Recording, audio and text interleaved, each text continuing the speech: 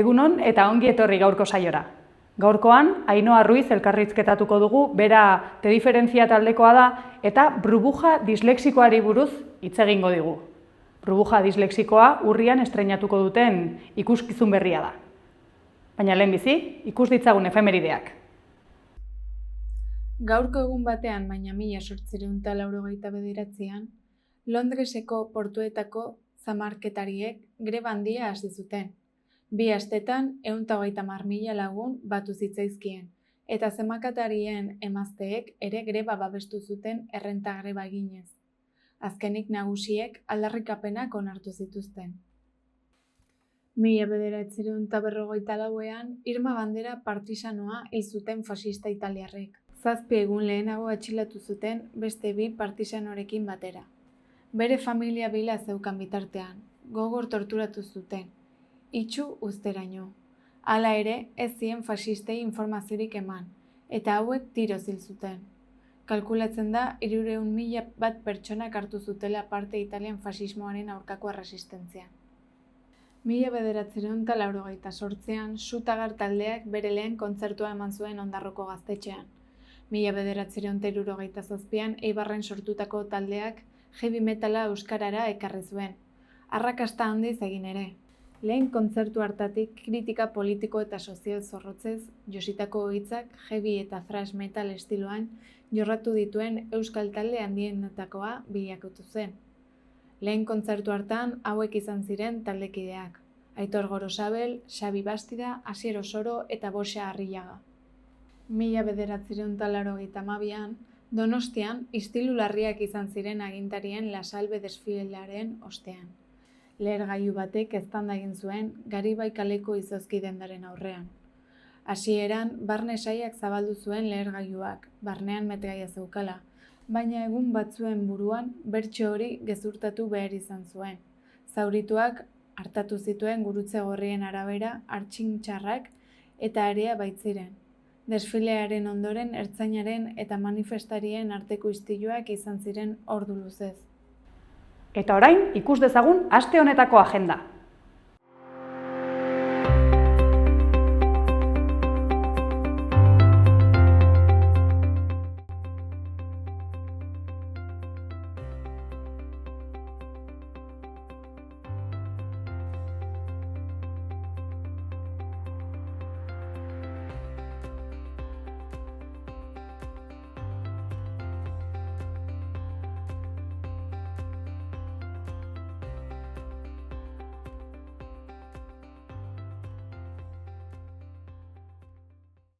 Eta orain ikus ditzagun egunkarien azalak.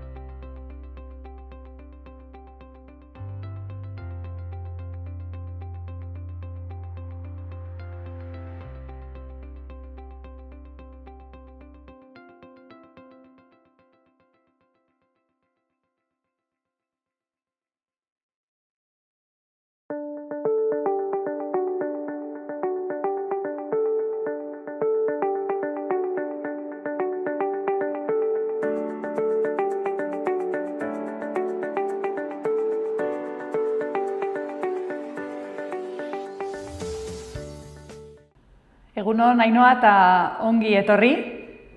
Lehenbiziko gauza eskatuko dizut, norbaitek ezagutzen ez badu, nortzuk zareten te diferentzia azaltzeko?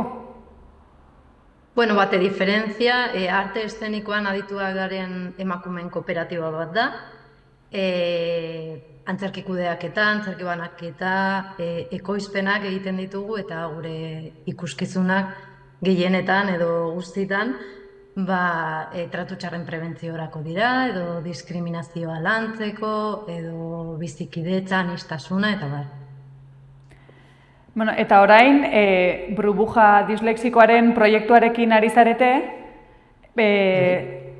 zer moduzko sentsazioak proiektu honekin? Bueno, niretzat oso proiektu berezia da, nire lehenengo antzerki testua delako, eta gainera Lizarran estrenatuko dugulako, eta orain arte egin izan duguna sentsazioa bikaina da. Harrera polita izaten ari du, egin duguna orain arte, noski bitartekaritza ekintzak edo egin ditugu orain arte, adibidez, Lerinen testua frogatua dago ja, eta oso harrera ona izan zuen, estenografiaren objektu ezberdinak ere erabili genituen, bikaina, gero kartela sortzeko adibidez aurrentzako lehiaketa bat egin genuen, kartel lehiaketa bat, eta irabazleak kartel horretan oinarrituta egingo dugu gure kartela ez, eta orain arte, adibidez honetan 100 kartel jaso genituen, beraz, ustetan, momentuz, harrera bikaina eta sentsazioa oso ona. Zer da zehazki burbuja dislexikoa? Begira, burbuja dislexikoa familia osoarentzako antzerki ikuskizun bat da, dislexiaz hitz egiten duena, baina batez ere aniztasunaz, empatiaz eta bakoitzak ikasteko eta mundua ulertzeko modu ezberdina izateaz, ez?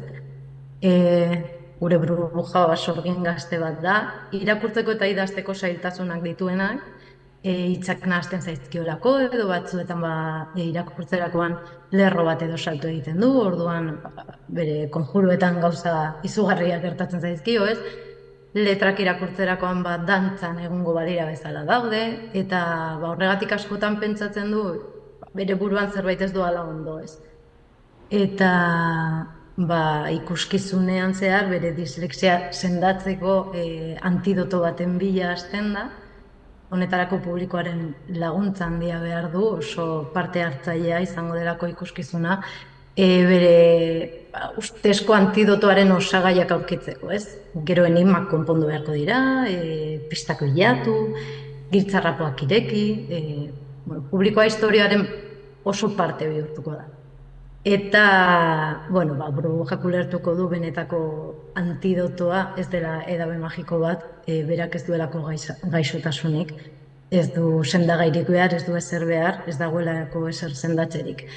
Eta behar duena, esan dako beste modu berri batean ikasten ikasi, eta batez ere ingurukoen pazientzia eta ulermena behar duela, ez? Eta zergatik erabaki duzu oraingoan dislexia bezalako gai bat lantzea? Hau nire erronka izan zen, ez? Urtero enpresan gure buruari erronka berri bat jartzen diogu. Nire aurtengoa ezin nintzen libratu izan zen testu bat idaztea, ez? Orain arte bakarrik antzestu edo ekoizpenean lan egin edo zuzendaritzan, baina testuak ez nituen idatzi.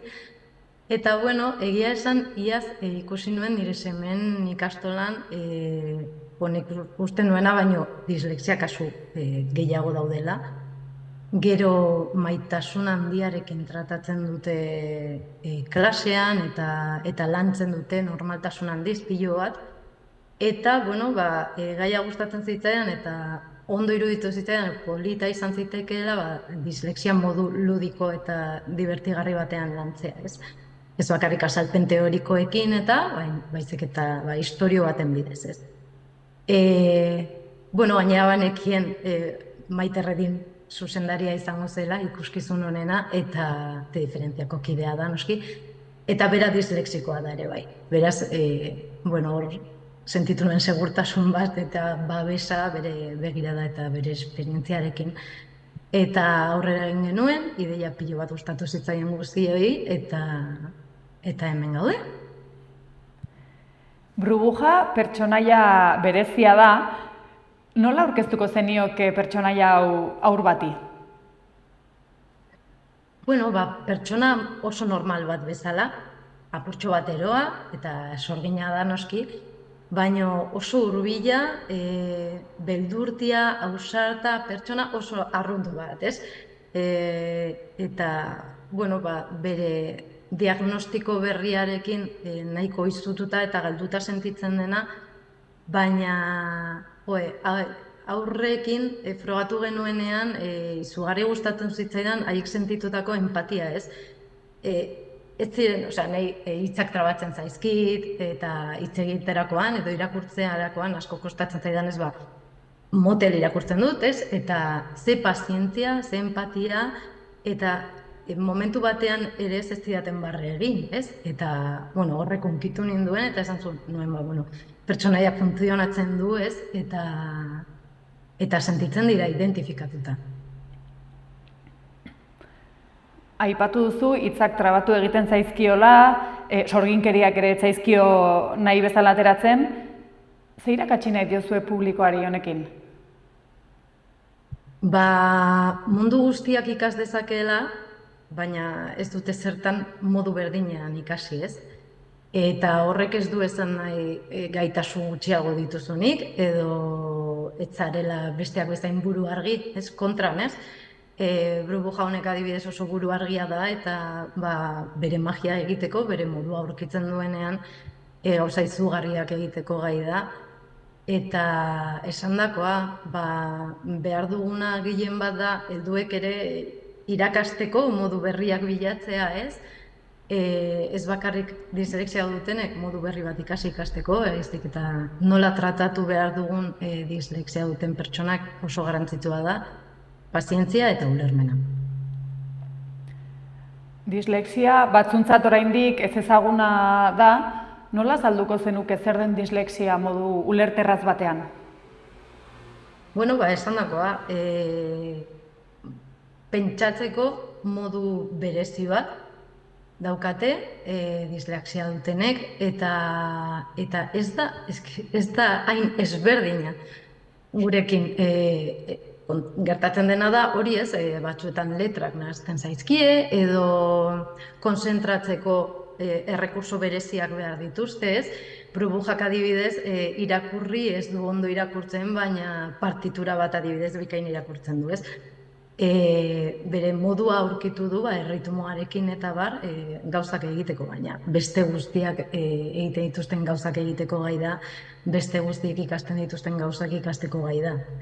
Beraz, gertatzen dena da, ikasi behar dugula, nola funtzionatzen duen gure burmuinak eta honetan lagundu. Ikuskizunak mezu garrantzitsu bat edo indartsu bat zabaltzen du, ez? Garuna ez dago lautsita, zuk erranduzun bezala. Zergatik da garrantzitsua mezu hau zabaltzea edo mezu hau ulertzea? Bueno, ideia hori oso zabalduta dagoelako, ez? Zerbait gaizki doala, baina hau ez da horrela.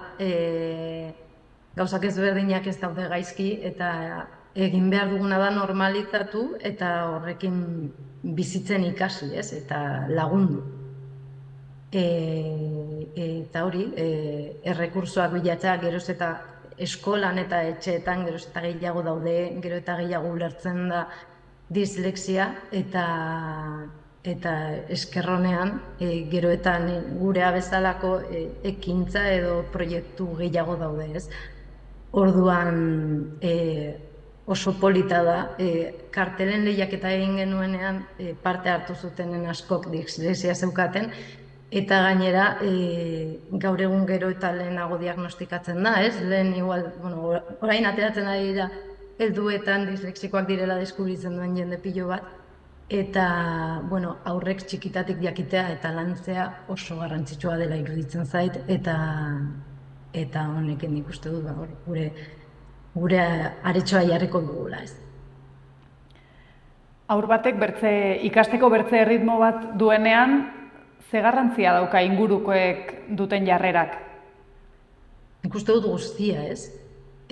Klasean ezberdina ez sentitzea edo ez asko.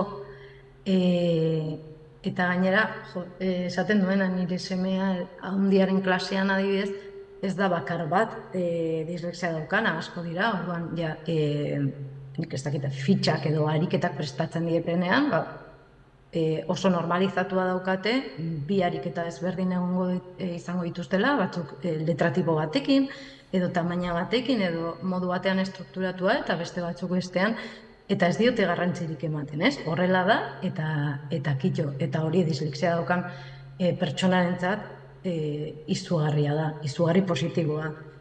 Maite Redin ikuskizun honen zuzendariari adibidez ez zitzaien horrela gertatu, berak gorrotu zuen klasera joatea, inork ez zuelako ulertzen, berak ez zuelako ulertzen zer gertatzen zitzaion, ez?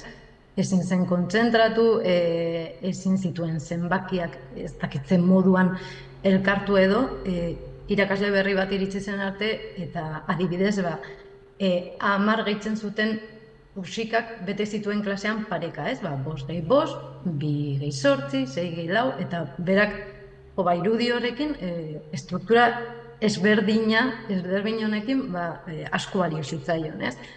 Horrelako gauzak, nik uste dut ingurukoak gurea, baina askoz ere garrantzitsua izan daitekeela momentu honetan, ez? Zuen proposamenean, empatia, errespetua eta aniztasuna lantzen dituzue.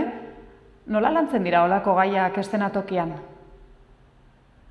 Esandakoa, tekstuarekin, pertsonaiak transmititzen duenarekin, zuk ikusten baduzu ateratzen zarenean, eta oso pertsonaia positiboa eta divertigarria da, ez? Baina ikusten duzu sortzen zaion apuroa, ez? Edo keska hitz bat trabatzen zaionean, edo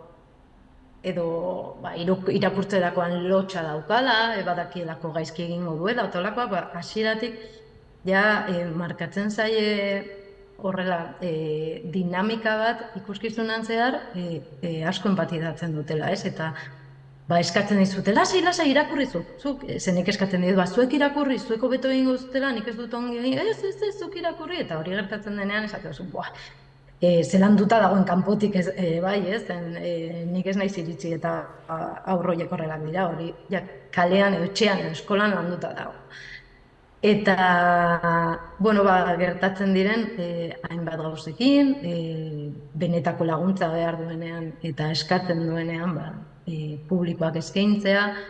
Nik uste dut hor sortzen dela giro bat, aniztasuna saltzen duena eta empatia lantzen duena guztiz.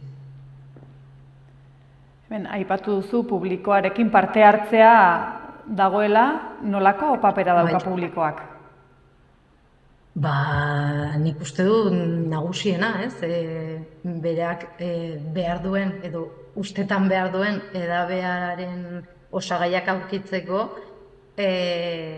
publikoaren laguntza behar du guztiz, esan dako ez, enigma konpondu behar dira, edo giltzak bilatu behar dira eszenatokitik, eta holakoak berak bakarrik ezin du egin, eta orduan osagai guztiak lortzen dituen arte, ez da ikuskizuna maitzen beraz, historiaren guztiz parte da publikoa eta oso beharrezkoa. Enigmak aipatu dituzu, zergatik erabaki duzue ikuslea ere ikuskizunaren parte egitea? Konponbidearen parte delako, ez?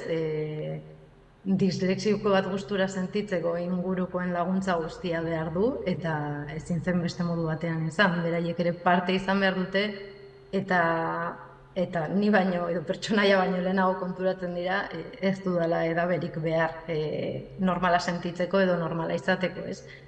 Eta beraiek azaltzea nik ulertu baino lehen, hori oso polita da. Eta lortzen da, beraz, nik ilusio handia daukat. Gainera estrenaldian nire herrian Lizarran izango da, urriaren 25ean, beraz, oraindik urduriago, oraindik ilusioago eta nervio gehiago bai. Magia, umorea, jolasa erabiltzen dituzue gai hauek lantzeko edo azaltzeko.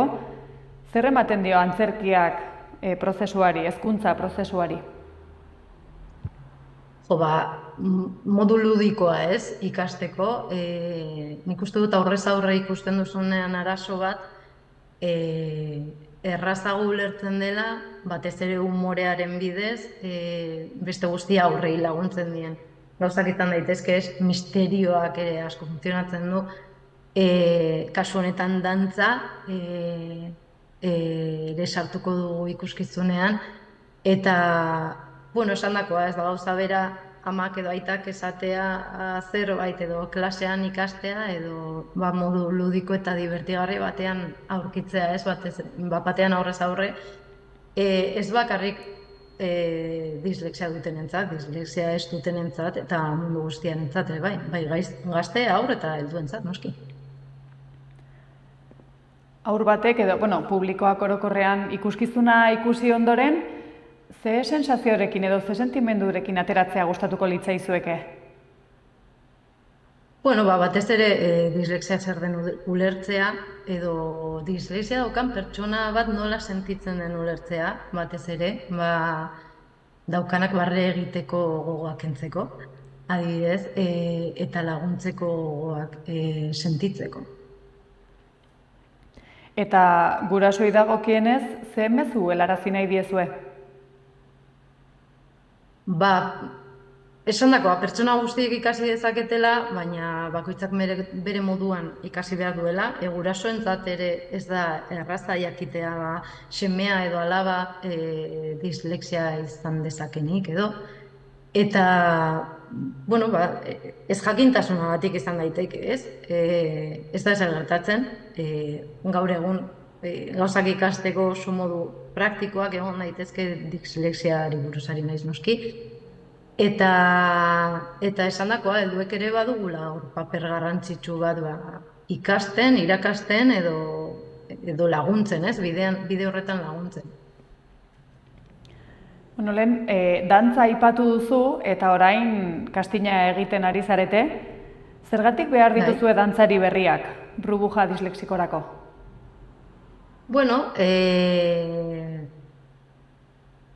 Dantzari profesionalak izan behar ez dutelako, izan daitezke noski, baina talentua eta prestakuntza gazteak ere oso interesgarriak iruditzen zaizkigu eta beharrezkoak aukera berriak ematea asko gustatzen zaigu.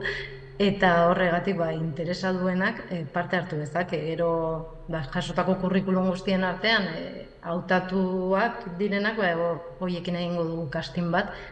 Eta espero dugu hori talentu berriak aurkitzea. Ez dute zertan gazteak izan behar, ez da ere. Ez dugu gorputz berezi bat bilatzen, ez pertsona berezi bat, ez mutil, ez neska, ez ezer. Gogoak nahi ditugu eta talentu berriak berbizitu.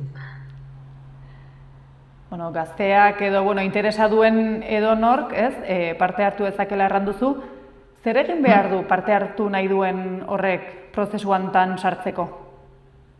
Lehenbailen bere kurrikuluma bidali infoabildubate.diferentzia.comera, sare sozialetako profilako aditu ere bai, argazkiak, bideoak, uste duen interesantea edo dela uste duen materiala bidaltzea, eta irailaren 2an uste dut dela, egingo dugu casting bat, hautatutakoekin, eta izan behar duena da batez ere denbora, irailan eta urrian zehar goizez entseguak egiteko eta gogoak. Noski entseguak ordainduak izango dira, emanaldiak ere bai, beraz interesa daukan guztiak animatzea eta kurrikuluma bidaltzen. Erranduzu, entseguak irailan eta urrian izango direla, ordainduak izango direla, eta ze izango da dantzarien lana prozesu hontan, eta nolakoa izango da sorkuntza lana? Ikuskizunaren parte izango dira, ez? Eta denetarik egingo dute, pertsonaiak izango dira, baina izango dira burbujaren sentimenduak, izango dira berari dantza egiten dizkioten letrak, ez? Izango denetarik egingo dute, eszenografiaren parte izango dira ere bai. Nik uste dut oso polita izango dela, ziurrenik ez dute horrelako lanik egin, eta nik animatzen diet oso talde polita sortuko dugula, oso giro ona daukagu beti, eta hori garrantzitsua da ere bai, castingean ikusteko ea giro ona sortzen den edo zer transmititzen digun, guretzak ezinbestekoa delako hori, giro zoragarri bat edukitzea ez, eta lana egiteko gogoekin lanera joatea, eta hori, ez dugu besterik behar. Erran duzu, urriaren 28an izango dela estreinaldia, Lizarran, euskaraz goizean eta gaztelaniaz arratsaldean. Zergatik da garrantzitsua bi hizkuntza hauetan egitea emanaldia? Bueno, guretzat beti ez, gainera testu hau, normalean guk daukagu gaztelaniaz testu bat eta itzulpena bilatzen dugu edo egiten dugu, eta oraingo honetan niri ezinezkoa egiten zitzaidan, ez? Nik behar nuen bi hizkuntzatan egin, baitz joko asko daudelako eta bueno, hizkuntza bakoitzean gauza ezberdinak sortzen direlako, ez? Ezin dugu itzulpen literal bat egin, zurgarri itxusia dela hori ez. Orduan, ez dira testu berdinak, ez daude jolas berdinak, baina, bueno, ez dira testu berdinak, bai, historia berdina da eta gertatzen dena bai, baina esandakoa ez dela itzulpen literal bat, bueno, ezinezkoa iruditzen zitzaidalako. Eta ezinbestekoa euskaraz egitea, guk geroz eta gehiago lan egiten dugu euskaraz, eta euskara sustatzea da gure enpresaren gako bat, ez, edo behar bat, eta bueno, Lizarran gaitasun ekstra dauka euskaraz eta gaztelaniaz egiteko bi emanaldi, beraz eskatu genion udalari eta bikain iruditu zitzaien. Bueno, te diferentzia, erran duzu, emakumeek osatutako kooperatiba bat dela, eta dagoeneko 25 urte eramaten duzue lanean. Zerra nahi du horren bertze urtez kultura sustatzen egoteak? Bueno, nik uste dut ongi egiten ari dugula, esan nahi du. Nik uste dut garrantzitsua dela egiten duguna, esan bezala beti dauka teoristaera sozial bat, ez gure ikuskizunak, eta asko funtzionatzen duen gauza bat nik uste dut dela, urtero egiten dugu edo ikuskizun familiar bat edo helduentzako zuzenduta dagoena, ez, baina familiarrak egiten ditugunean helduak hor daude, ez. Testua irakurtzeko bi modu daude beti, bata gaztentzako edo aurrentzako eta bestea helduentzako, eta horrekin mundu guztia divertitzen dela gertatzen da, ez.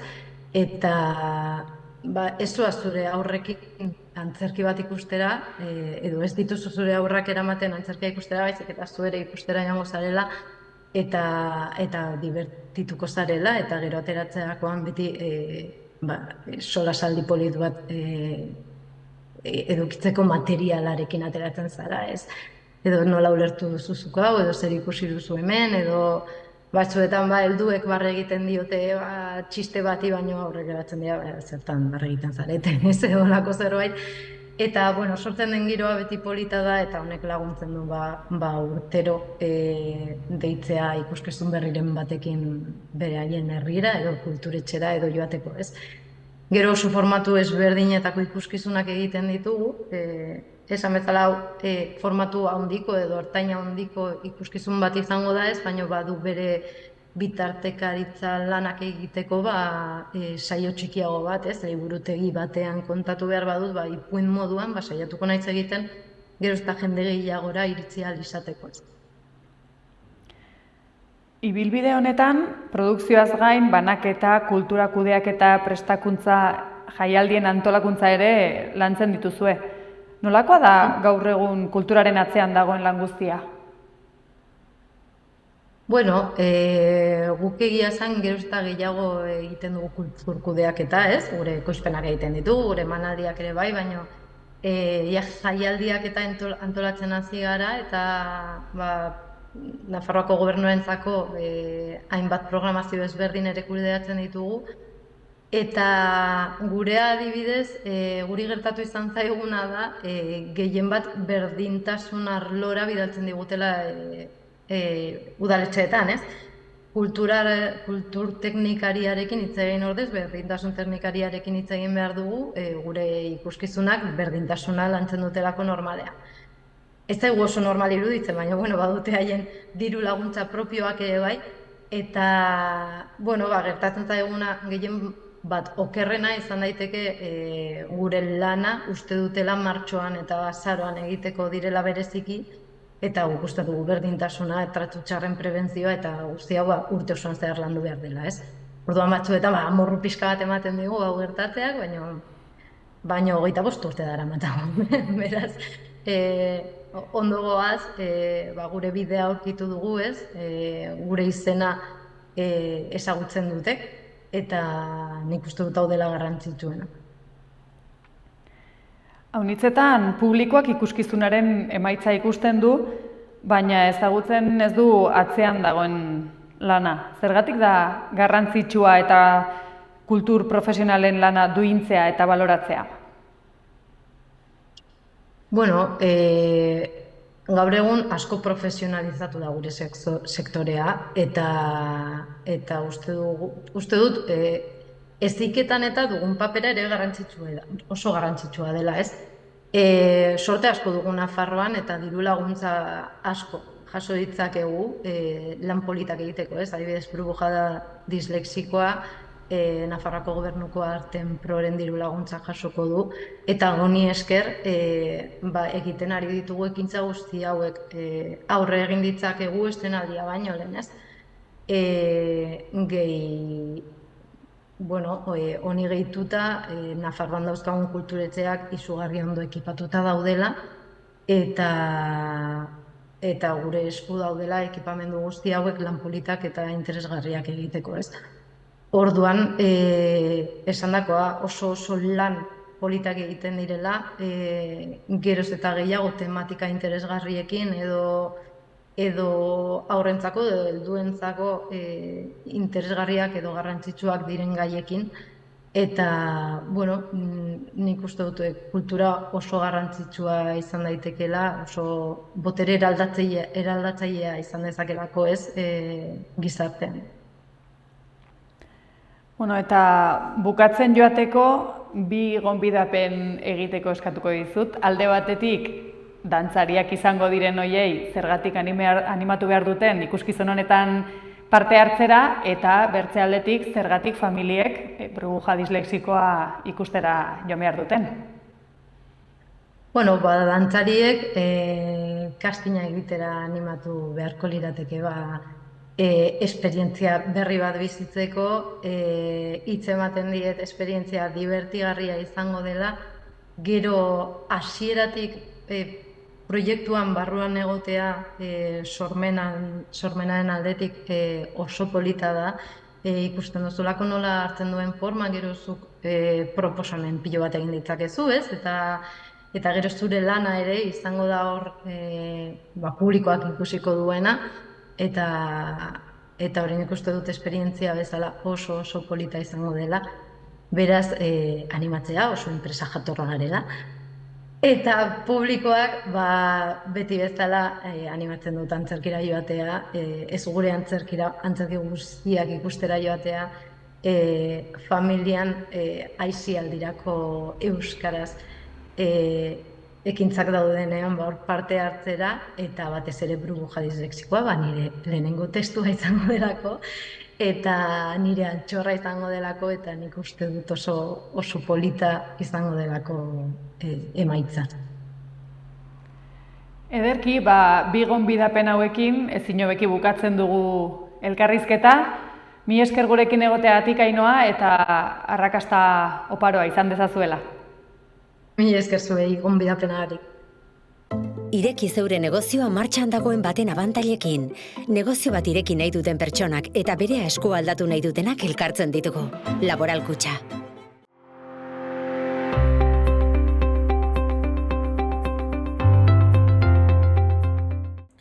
Gaur, eguraldia aldatzeko hasiko da. Alde batetik bere hodeiak agertuko dira ipar isurialdean, eta bestetik arratsaldetik aurrera bero hodeiak garatuko dira eta baliteke ekaitza lehertzea han-hemenka, batez ere barnealdean. Kantauri isurialdean mendebaldeko haizea ibiliko da, arratsaldean ipar-mendebaldetik finkatuz. Hegoaldean aldiz, goizean hego-ekialdekoa ibiliko da, eta arratsaldetik aurrera ipar-mendebaldera aldatuko da. Temperaturak beheranzko joera hartuko du, baino bero egiten jarraituko du hegoaldean, eta beroenak 35 gradukoak izango dira. Bihar larunbata, ezegonkortasuna handituko da eta tenperaturak behera egingo du. Zerua lainotuta agertuko da. Eta goizean euri langarra egin dezake kantauri isurialdean. Arratsaldean ezegonkortasuna areagutuko denez, trumoi ekaitzak jotzeko probabilitatea handituko da, batik bat hegoaldean. Iparraldeko haizea gailenduko da eta tenperaturak beste koska bat egingo du behera, bereziki barnealdean. Baina hau da sasoiko temperaturarekin jarraituko dugu, bai egunez eta baita gauez ere.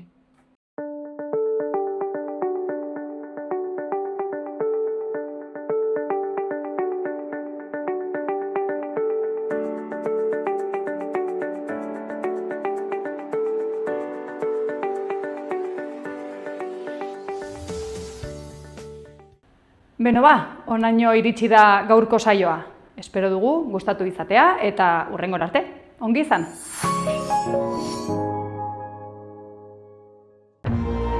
Gobierno de Navarra. Nafarroako gobernua.